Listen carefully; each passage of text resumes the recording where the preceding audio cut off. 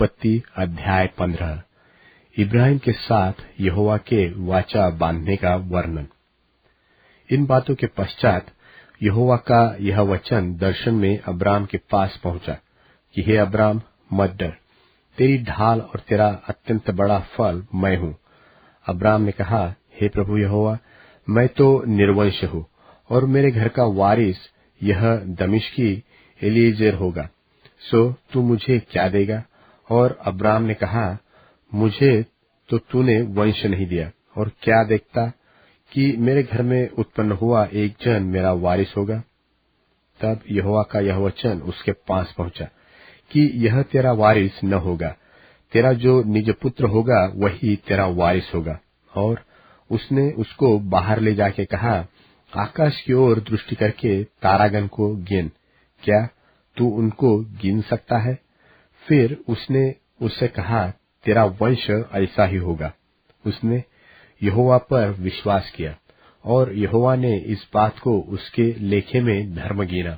और उसने उससे कहा, मैं वही यहोवा हूं जो तुझे कसदियों के ऊर नगर से बाहर ले आया कि तुझको इस देश का अधिकार दूं। उसने कहा, हे प्रभु यहोवा, मैं कैसे जानूं कि मैं इसका अधिकारी हूंगा? यहोवा ने उससे कहा, मेरे लिए 3 वर्ष की एक कलोर और 3 वर्ष की एक बकरी और 3 वर्ष का एक मेंढा और एक पिंडुक और कबूतर का एक बच्चा ले।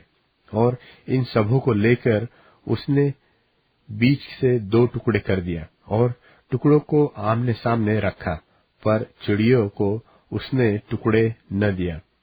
और जब मांसाहारी पक्षी लोथों पर झपटे, तब अब्राम ने उन्हें उड़ा दिया। जब सूर्य अस्त होने लगा, तब अब्राम को भारी नींद आई, और देखो, अत्यंत भय और महा अंधकार ने उसे छा लिया।